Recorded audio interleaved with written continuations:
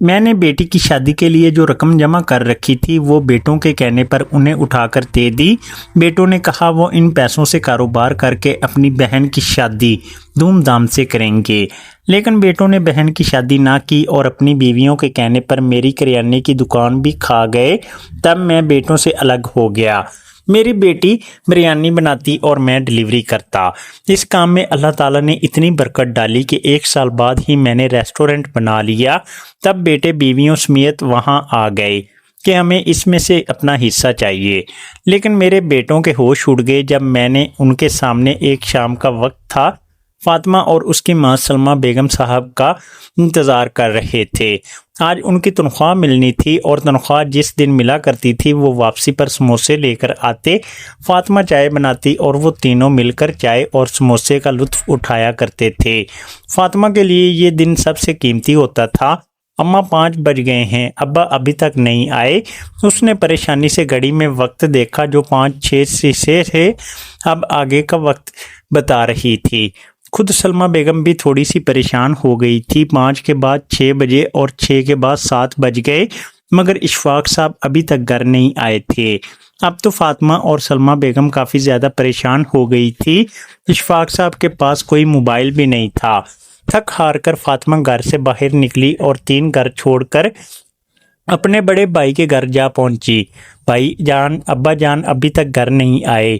فاطمہ نے فکر مندی سے بھائی سے کہا جو ٹی وی پر لگا ہوا تھا، کوئی ڈرامہ دیکھ رہا تھا اور اس کی بیوی کچن میں مچھلی فرائی کر رہی تھی۔ بیزاری سے بولا آ جائیں گے، ابھی انہوں نے کون سا کوکاف جانا ہے، میرے موبائل میں بیلنس نہیں ورنہ میں فون کر لیتا۔ فاطمہ کو جواب مل چکا تھا، اس کے گھر کے ساتھ ہی چھوٹے بھائی کا گھر تھا۔ فاطمہ نے سوچا ایک بار وہاں بھی پوچھ لے، لیکن اس سے پہلے کہ وہ چھوٹے بھائی کے گھر میں جاتی اسے گلی کے آخری کونے سے اشفاق صاحب گھر آتے ہوئے نظر آ گئے۔ اسے ایک سکون بھرا سانس آیا، وہ خاموشی سے واپس اپنے گھر آ گئی۔ ابا رہے ہیں، اس نے ماں کو اطلاع دی اور اندر کمرے میں چلی گئی۔ تھوڑی دیر بعد اشفاق صاحب گھر آ گئے تھے، مگر خلاف معمول ان کا چہرہ بجھا ہوا تھا اور ماتھے پر پریشانی بھری شکنیں نظر آ رہی تھی۔ کیا بات ہے، آج آپ کچھ چپ چپ سے ہیں اور پریشان بھی؟ سب خیریت تو ہے؟ آج اتنی دیر بھی لگا دی۔ سلمہ بیگم نے پانی کا گلاس ان کی جانب بڑھایا تو اشفاق صاحب کچھ دیر تو خاموش رہے اور پھر ہلکے سے بولے، میری نوکری ختم ہو گئی ہے، کمپنی دیوالیے میں جا رہی تھی۔ آج سب کو تنخواہیں دینے کے بعد مالک نے کمپنی کو کسی دوسرے کے ہاتھ فروخت کرنے کا عندیہ دے دیا تھا۔ نیا مالک اپنا سارا سٹاف اپنے ساتھ لائے گا، اس لیے ہم سب اب فارغ ہو گئے ہیں۔ اشفاق صاحب کی بات تھی یا گویا کوئی بم؟ سلمہ بیگم اور فاطمہ کے اوپر تو جیسے آسمان ہی ٹوٹ پڑا۔ گھر کے تمام اخراجات اشفاق صاحب کی معمولی سی تنخواہ میں ہی بڑی مشکل سے پورا ہوا کرتے تھے۔ اب اگر وہ تنخواہ بھی نہ آئی تو انہیں تو کھانے پینے کی بھی لالے پڑ سکتے تھے۔ لیکن اشفاق صاحب، ہم نے اگلے سال فاطمہ کی شادی کرنی ہے، آپ کو پتہ ہے نا، جہاں اس کا رشتہ طے ہوا ہے وہ لوگ بار بار تاریخ پر تاریخ مانگ رہے ہیں، لیکن ہم نے صرف جہیز نہ ہونے کی وجہ سے انہیں ٹال رکھا ہے۔ اب کیا ہوگا؟ سلمہ بیگم نے پریشانی سے کہا تھا۔ اشفاق صاحب کچھ دیر سوچتے رہے اور پھر بولے، فکر مت کرو، ہمیں نکالنے کے ساتھ ہی کمپنی نے چند لاکھ روپے ہر ملازم کو دیے ہیں، مجھے بھی 3 لاکھ روپے ملے ہیں۔ اس 3 لاکھ روپے سے میں کوئی دکان ڈال لیتا ہوں جس کی آمدنی سے گھر بھی چلتا رہے گا اور میں فاطمہ کا جہیز بھی بنا لوں گا۔ اشفاق صاحب کی بات میں دم تھا۔ سلمہ بیگم کو یہ بات اچھی لگی، کم از کم کوئی امید تو تھی۔ اشفاق صاحب نے گھر کے 3 کمروں میں سے ایک کمرہ جس کا دروازہ باہر کی سمت کھلتا تھا، اس میں سارا سامان نکال کر گھر کے اندر رکھا اور اسے اپنی دکان کی شکل دے دی۔ 3 لاکھ روپے اچھی خاصی رقم تھی۔ انہوں نے دکان میں بہت سارا سامان ڈلوا لیا۔ محلے کے لوگوں نے نزدیک کی ایک بڑی اور اچھی دکان دیکھی تو اکثر لوگ اشفاق صاحب کی دکان سے آ کر خریداری کرنے لگے۔ پہلا مہینہ ہی اتنا اچھا گزرا کہ اشفاق صاحب کو یقین نہ آیا انہیں اتنی اچھی آمدنی ہو سکتی ہے۔ دکان میں ابھی کافی مال موجود تھا۔ اشفاق صاحب اپنی دکان سے رقم اٹھا کر گھر لا رہے تھے اور سوچ رہے تھے کہ آج یہ پیسے فرنیچر والے کو دے دیں گے تاکہ اس کا ایڈوانس ادا ہو جائے۔ انہوں نے محلے کا ایک چھوٹا لڑکا اپنے غیر موجودگی میں دکان پر بٹھا رکھا تھا जल्दी खाना दे दो। सलमा बेगम दुकान पर ग्राहकों का रश है, मुझे वहां जाना है। अभी वो खाना खा रहे हैं कि अचानक दरवाज़ा बजा और हड़बड़ाता हुआ दुकान पर बैठने वाला छोटा सा लड़का घर में दाखिल हुआ। इशफाक अंकल, इशफाक अंकल, आपका बड़ा बेटा मुदस्सर दुकान से बहुत सारा सामान उठाकर ले जा रहा है। मैंने उसे रोकने की कोशिश की लेकिन उसने मुझे एक थप्पड़ मारा और बोला, ये मेरे बाप की दुकान है, मैं यहाँ से जो चाहूँ उठाऊँ, कोई मुझे नहीं रोक सकता। इशफाक साहब को हैरत सी हुई। दोनों शादीशुदा बेटों ने पलटकर कभी इनकी खबर तो ना ली थी। जब से अलग हुए थे तब से उन्होंने कभी मुसीबत में भी माँ बाप की मदद ना की थी। तो फिर आज मुदस्सर दुकान पर क्या करने आया था? जल्दी जल्दी खाना ख़त्म करके इशफाक साहब अपनी दुकान पर पहुंचे तो उनके कदमों तले से ज़मीन निकल गई, क्योंकि वो दुकान जहां अच्छा खासा माल मौजूद था वो किसी बंजर ज़मीन का मंजर पेश कर रही थी। चीनी के बोरे खाली हो चुके थे, आटा जितना था वो सब का सब मुदस्सर अपने घर ले जा चुका था। दालें, मसाले, यहाँ तक कि शैम्पू और टूथपेस्ट के भी कई डब्बे मुदस्सर अपने घर ले गया था। इशफाक साहब को सख्त गुस्सा आया। उन्होंने उसी वक्त दुकान बंद की और सीधा अपने बेटे मुदस्सर के घर जा पहुंचे। वहां जाते ही उन्हें हैरत का शदीद झटका लगा। दुकान से लाया हुआ सारा सामान चारपाई पर ढेर था। वो इनके घर के महीने के राशन से कई ज्यादा का सामान था। ये सब क्या है मुदस्सर? तुम मेरी दुकान से सामान उठाकर क्यों लाए हो? तुम्हें पता तो है कि मैं इस दुकान से बड़ी मुश्किल से पैसे कमाकर फातिमा का जहेज बना रहा हूँ। इशफाक साहब ने सख्त लहजे में कहा। मुदस्सर मुस्कुराता हुआ चारपाई से उठा। अरे गुस्सा क्यों कर रहे हैं अब्बा जान? सिर्फ फातिमा ही आपकी बेटी नहीं है, मैं भी आपका कुछ लगता हूँ। जायदाद में हिस्सा देकर फारिग कर दिया तो इसका मतलब हमारा आपसे हक खत्म हो गया है? नहीं, ऐसा नहीं है। मेरे पास राशन खरीदने के पैसे कम पड़ रहे थे, इसीलिए मैं आपकी दुकान से सामान उठा लाया हूँ और अगले महीने भी आऊँगा, क्योंकि जब मेरे बाप की दुकान है तो मैं क्यों गैरों की दुकान से सामान लूँ। मुदस्सर की बात पर इशफाक साहब झुंझला गए। तो फिर मुझसे इसकी रकम भी तो अदा करो। इशफाक साहब की बात पर अचानक मुदस्सर गुस्सा हो गया। ज़रा सी चीज़ें उठाकर क्या ले आया हूँ? आप तो मेरे हलक में से नवाला खींचने लग गए हैं। कैसे बाप हैं आप, लालची और खुद गर्ज। मेरे मासूम बच्चे अगर चंद नवाले खा लेंगे तो आपका क्या जाएगा? नहीं दूंगा मैं ये सामान वापस, और ना ही मैं आपको कोई पैसे दूंगा। चले जाएं आप मेरे घर से। मुदस्सर की बदतमीजी पर इशफाक साहब बेबसी से अपने घर वापस आ गए, मगर ये तो सिर्फ इब्तदा थी। इशफाक साहब को दुकान से जो रकम हासिल हुई थी वो फर्नीचर वाले को देने की बजाय दोबारा दुकान में माल डलवा लिया, मगर इनके बेटों ने तो वतीरा ही बना लिया था। जो ही वो खाना खाने के लिए घर आते, मुदस्सर या छोटे शबीर में से कोई भी दुकान पर जाता और इन्हें जिस चीज़ की ज़रूरत होती वो उठाकर घर ले जाते। दोनों पूरे महीने का राशन इशफाक साहब की दुकान से उठाने लगे। वो छोटा लड़का अगर इन्हें मना करने की कोशिश करता तो वो इसे थप्पड़ों से सुरख कर देते। इशफाक साहब शदीद बेजार हो चुके थे। वो इन्हें मना करते लेकिन इनके बेटे सर चढ़कर बदतमीजी करने लगते। दुकान का हाल खराब होता जा रहा था। वो उजाड़ लगने लगी। लोग दुकान पर आते मगर इशफाक साहब के पास इन्हें मुहैया करने के लिए सामान ना होता तो वो तंग होकर वापस चले जाते। दुकान की आमदनी महदूद होने लगी। सामान ना होने की वजह से इशफाक साहब शदीद परेशान थे। दूसरा महीना शुरू हुआ तो इशफाक साहब के पास इतने भी पैसे ना थे कि आटा और चीनी ही दुकान में डलवा सकें। तंग आकर वो अपने बेटों के पास चले गए। मुझे कुछ रकम दो, मुझे दुकान में सामान डलवाना है, वरना मेरी दुकान ठप हो जाएगी और मैं ऐसा नहीं चाहता। उन्होंने पहले छोटे शबीर से कहा था। उसने उसी महीने अपने मोटरसाइकिल छोड़कर एक गाड़ी खरीदी थी। वो बेजार शक्ल बनाने लगा। अब आपको पता तो है मैं मामूली सी सरकारी नौकरी करता हूँ। अब मेरे पास इतने पैसे कहाँ से आए कि मैं आपको दुकान में डलवाने के लिए लाखों की रकमें मुहैया करूँ।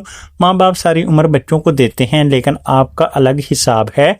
आप तो हर थोड़े दिन के बाद दरवाज़ा पीटकर मांगने चले आते हैं।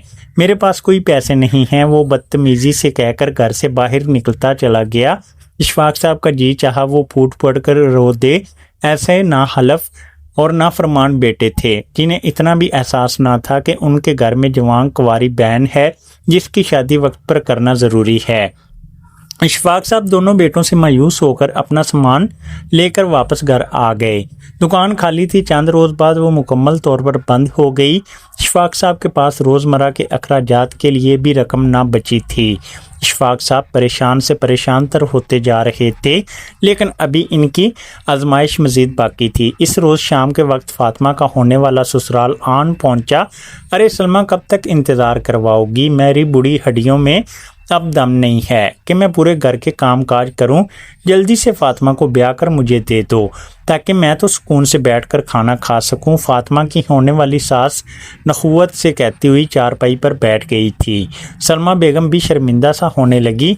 जहेज़ की जो लिस्ट आपने दी थी, अगर आप उसके मुताबिक सामान ना मांगे तो हम कल ही फातिमा की शादी कर दें, लेकिन जहेज़ का सामान बनाने में काफ़ी वक्त लगता है, इसलिए ही तो हमने वक्त मांगा है। सलमा बेगम ने कहा तो सास यकदम जैसे उछल पड़ी। हाय, तुमने अभी तक जहेज नहीं बनाया? चंद महीने पहले जब मैं आई थी तो तुमने कहा था बस 2-3 महीने ही फर्नीचर और सारे इलेक्ट्रॉनिक्स खरीद लेंगे। तुम तो अभी तक हाथ पर हाथ धरे बैठी हो। क्या बेटी को ब्याना नहीं है? और बई बात सुनो, 6 महीने बाद मैंने बारात लेकर आ जाऊंगी। तब ये ना कहना कि हमारे पास देने के लिए फूटी कौड़ी नहीं। और हाँ, मेरे बेटे ने कहा है कि उसे जहेज में 10 तोले सोने का सेट भी चाहिए, वरना उसकी दोस्तों में नाक कट जाएगी। फातिमा की होने वाली सास नखुवत से कह रही थी। सलमा की आंखें फटी की फटी रह गईं। 10 तोले सोने का सेट? पहले ही घर में रोटी के लाले पड़े थे, ऐसे में फातिमा का जहेज तो किसी सूली की तरह उनके सर पर लटका हुआ था। मगर सलमा ना चाहते हुए भी हामी भर बैठी थी। लड़का अच्छी कंपनी में मुलाजमत करता था, उसकी अपनी गाड़ी थी, छोटी सी फैमिली थी। सलमा को लगता था कि फातिमा यहाँ पर खुश रहेगी, और इसने जैसे तैसे करके फातिमा की सास को राज़ी करके भेज दिया कि 6 महीने बाद वो लोग शादी की तारीख दे देंगे। लेकिन अब वो और इशफाक साहब हद से ज़्यादा परेशान हो चुके थे। अब्बा, खाना खा लें। फातिमा ने बिरयानी से भरा ट्रे इशफाक साहब के सामने रखा तो वो चौंक गया। गोश्त कहाँ से आया? घर में तो सब्जी लाने पे पैसे नहीं थे। उसने चौंक कर पूछा तो फातिमा शर्मिंदा सी हो गई। साथ वालों ने अपने बच्चे का हकीका किया है, वहीं से गोश्त का एक छापर आया था। मैंने बिरयानी बना ली, आपको पसंद है ना? फातिमा की बात पर इशफाक साहब चुप से हो गए। मैं कहीं मजदूरी का पता करने जाता हूँ, घर बैठ तो नहीं सकता। तुम ऐसा करो, ये बिरयानी मुझे शापर में डाल दो। इशफाक साहब ने फातिमा से कहा तो ना चाहते हुए भी उसने बिरयानी शापर में डालकर बाप के हवाले कर दी। इशफाक साहब घर से निकलकर, उन्हें मजदूरी का कोई तजर्बा तो था नहीं, यूं ही सड़कों पर फिरते हुए वो लोगों से पूछते रहे कि किसी को काम की ज़रूरत है, लेकिन उन्हें मजदूरी का कोई ख़ास काम नहीं आता था। शदीद परेशान होकर उस सख्त कड़कती धूप में वो एक दरख्त के नीचे लगे बेंच पर बैठे गए कि वहाँ पहले से एक लड़का बैठा आलू के चिप्स खा रहा था। शक्ल से लग रहा था नज़दीकी किसी कंपनी में काम करता है और लंच ब्रेक में बाहर आया है। इशफाक साहब ने अपनी बिरयानी प्लेट में निकाली और खाने लगे। लड़का बार बार इनकी बिरयानी की जानब देख रहा था। इशफाक साहब ने प्लेट उसकी जानब बढ़ाई। लो बेटा, तुम भी खा लो। वो लड़का जो जैसे इंतज़ार में था फ़ौरन बड़े बड़े नवाले लेने लगा। अंकल, बहुत मज़ेदार बिरयानी है, किस होटल से खरीदी है? लड़का बेइख्तियार बोला था। इशफाक साहब मुस्कुरा दिए। ये मेरी बेटी ने बनाई है, इसके हाथ में बहुत जायका है। इशफाक साहब की बात पर लड़का चौंक सा गया। अंकल, अच्छे जायकेदार बिरयानी। ये बिरयानी आप फ़रोख्त क्यों नहीं करते? इस इलाके में बहुत सी कंपनियां हैं जहां दोपहर को लड़कों को खाना खाना होता है, लेकिन आसपास के होटल और रेस्टोरेंट इतने महंगे हैं कि हम लोग तनख्वाहों में से दोपहर का खाना खरीद नहीं पाते। मजबूरन या तो घर से खाना लाते हैं या इसी तरह चिप्स वगैरह खाकर गुजारा कर लेते हैं। अगर आप थैलियों में इस तरह की बिरयानी लाकर कम पैसों में सबको फ़रोख्त करें तो हमारा भी भला हो जाएगा और आपको भी पैसे मिल जाएंगे। लड़का जल्दी जल्दी खाना खाते हुए आम से अंदाज में बता रहा था। मगर इशफाक साहब चौंक गए। लड़के का आइडिया तो अच्छा था। बिरयानी ख़त्म हो चुकी थी। लड़का उठकर चला गया, मगर इशफाक साहब को एक नई तहरीक मिल गई थी। वो पुख्ता इरादे के साथ घर वापस आ गए। अगले दिन उन्होंने अपने एक दोस्त से कर्ज लेकर फातिमा का गोश्त लाकर दिया। دیا۔ فاطمہ تو کھانا بنانے میں ویسے ہی ماہر تھی، اس نے جلدی سے کئی کلو بریانی بنا ڈالی۔ اشفاق صاحب کو پوری امید تھی کہ ان کی یہ بریانی بک جائے گی، اور ایسا ہی ہوا۔ وہ ایک بڑے سے شاپر میں بریانی کی چھوٹے چھوٹے پیکٹس بنا کر ڈال کر اسی علاقے میں لے گئے۔ وہ لڑکا انہیں اسی درخت کے نیچے مل گیا۔ وہ مسکرا رہا تھا۔ اشفاق صاحب نے کم پیسوں کے عوض ایک ایک بریانی کا شاپر کئی لڑکوں میں تقسیم کر دیا۔ وہ لڑکا بھی اپنے ساتھ اپنے دوستوں کو لایا تھا۔ تھوڑی ہی دیر میں بریانی کے سارے شاپر فروخت ہو چکے تھے، مگر مزید لوگ اشفاق صاحب سے بریانی کی ڈیمانڈ کر رہے تھے۔ اشفاق صاحب کو بہت خوشی ہوئی، ایک دن میں اتنی اچھی خاصی آمدنی ہو گئی تھی۔ اگلے دن پھر انہوں نے اسی طرح کیا۔ چند دن گزرے تو اشفاق صاحب کی دھوم پورے علاقے میں مچ گئی۔ یہاں چھوٹے بڑے سارے ورکر ہی لنچ بریک میں ان کی بریانی کا انتظار کرتے رہتے۔ اشفاق صاحب خود تو بوڑھے تھے اور وہ اتنی بھاگ دوڑ نہیں کر سکتے تھے۔ تھک ہار کر انہوں نے ایک چھوٹا سا لڑکا اپنے پاس ملازم رکھ لیا، جو دوپہر کے وقت ایک تھیلے میں بریانی کے شاپر وہاں لے جاتا اور سارے لڑکوں میں تقسیم کر کے پیسے لا کر اشفاق صاحب کو دے دیتا۔ آمدنی اشفاق صاحب کی سوچ سے کئی زیادہ تھی۔ فاطمہ بھی بے حد خوشی تھی کہ وہ باپ کی کمائی میں اس کا ساتھ دے رہی ہے۔ ابا، میں نے پرسوں نفیسہ کو دیکھا تھا، اس نے فون پر کھانے کا آرڈر دیا اور تھوڑی دیر بعد ایک لڑکا موٹر سائیکل پر کھانا لے کر آ گیا تھا۔ میں نے پوچھا تو اس نے بتایا اس طرح کھانا ہوم ڈیلیوری کرتے ہیں، آپ بھی ایسا کوئی سسٹم کر لیں۔ بیٹی کی بات پر اشفاق صاحب نے اس سے سارے طریقے کا رکا پتہ کروا لیا اور انہیں حیرت ہوئی۔ طریقہ تو بہت آسان تھا۔ اب فاطمہ مزید کئی چیزیں پکانے لگی تھی۔ سلمہ بیگم بھی اس کا ساتھ دیتی۔ سارا دن بھی وہ دونوں مصروف رہتی، لیکن شام تک ان کے پاس اتنے پیسے اکٹھے ہو جاتے کہ وہ سب حیران ہوتے۔ آدھی رات تک بھی ان کے پاس مختلف آرڈرز آتے رہتے، یہاں تک کہ اشفاق صاحب کو کہنا پڑتا کہ اب ان کا کچن بند ہو چکا ہے۔ دن ہفتوں میں بدلنے لگے اور ہفتے مہینوں میں۔ اشفاق صاحب نے اتنے پیسے کبھی اپنی نوکری سے نہ کمائے تھے جتنے انہیں یہ کھانا فروخت کر کے پیسے ملنے لگے تھے۔ وہ لاکھوں کے مالک بن گئے۔ جدید طرز کا کھانا پکانے کے آلات انہوں نے گھر میں جمع کر لیے تھے۔ فاطمہ کا جہیز بھی آدھے سے زیادہ بن چکا تھا، مگر فاطمہ مطمئن نہ تھی۔ ابا، اگر میں چلی گئی تو آپ دونوں پھر سڑک پر آ جائیں گے، ایک ایک روٹی کے نوالے کو ترسیں گے۔ کیا اس سے بہتر نہیں ہے کہ ہمیں اس کھانا پکانے کے کام کو اچھے کاروبار کی شکل دے دیں؟ فاطمہ کی بات پر اشفاق صاحب سوچ میں پڑ گئے۔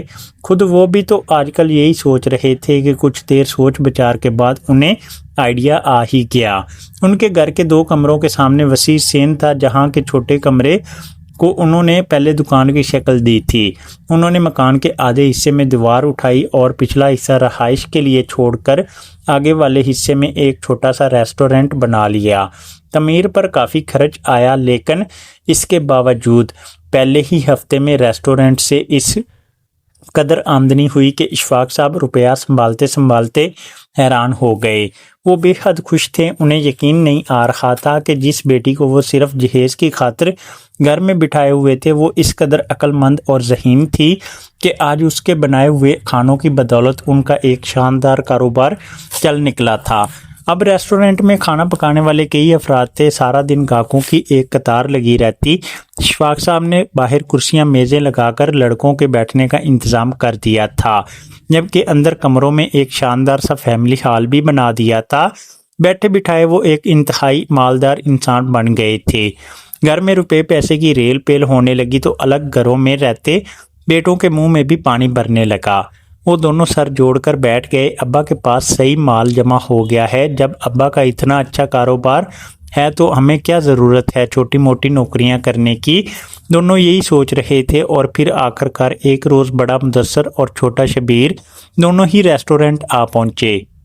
اس وقت ایک گاہک اپنے پچھلے پورے مہینے کی بل کی ادائیگی اشفاق صاحب کو کر رہا تھا۔ اس نے رقم دینے کے لیے اشفاق صاحب کی جانب بڑھائی، لیکن مدثر نے لپک کر وہ رقم تھام لی۔ ارے میں بھی ان کا بیٹا ہوں، اس کاروبار پر میرا بھی تو حصہ ہے۔ رقم بابا کو دینے کی بجائے آپ مجھے دے سکتے ہیں، خوش آمدانہ انداز میں کہتے ہو۔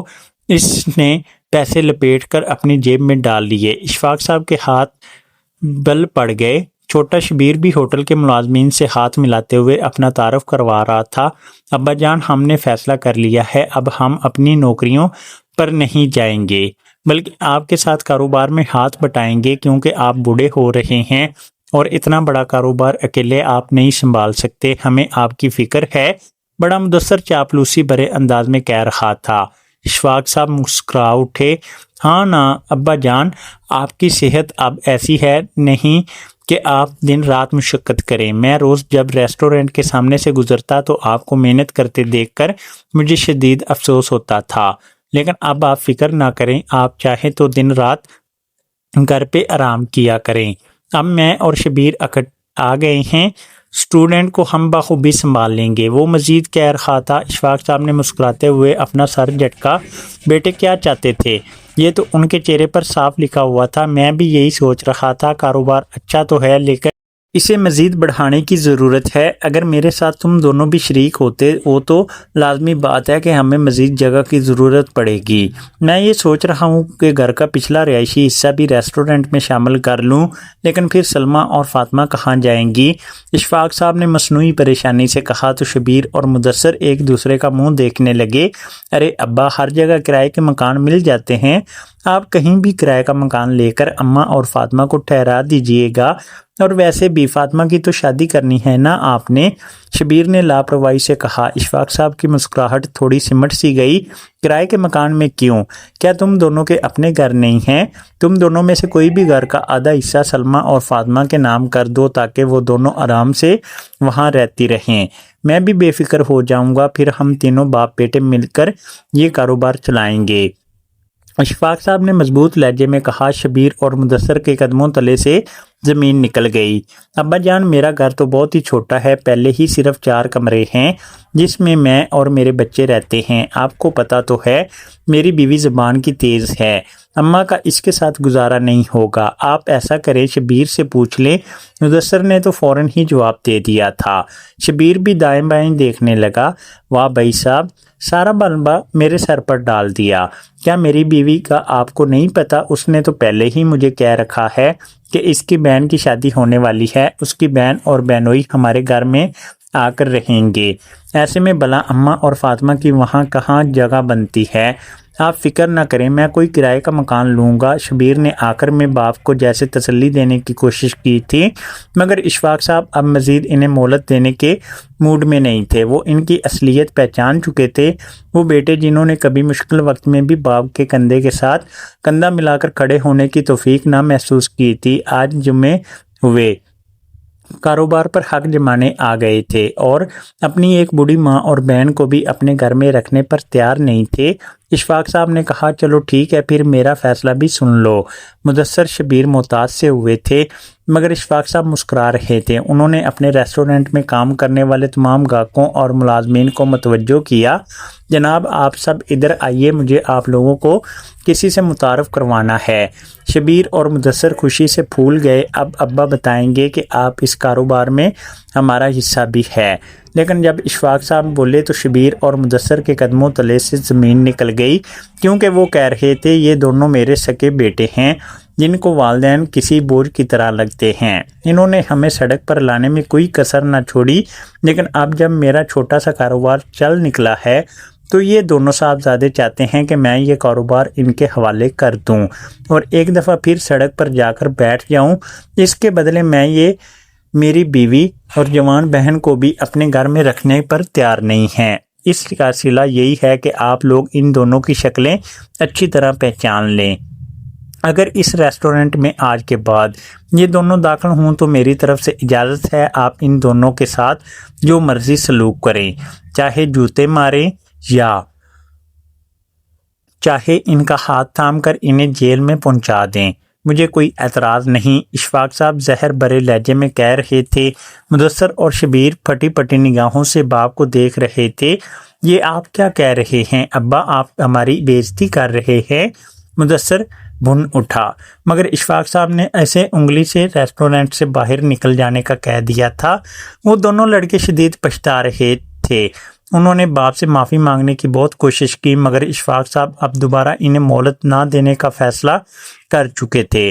مدثر اور شبیر اپنا سام منہ لے کر چلے گئے۔ وہ تو اشفاق صاحب گھر واپس آئے۔ فاطمہ کی ساس آئی بیٹھی تھی اور للچائی بھری نگاہوں سے فاطمہ کا جہیز دیکھ رہی تھی۔ ارے واہ، اتنی مہنگی مہنگی چیزیں لی ہیں، میرا تو گھر بھر جائے گا۔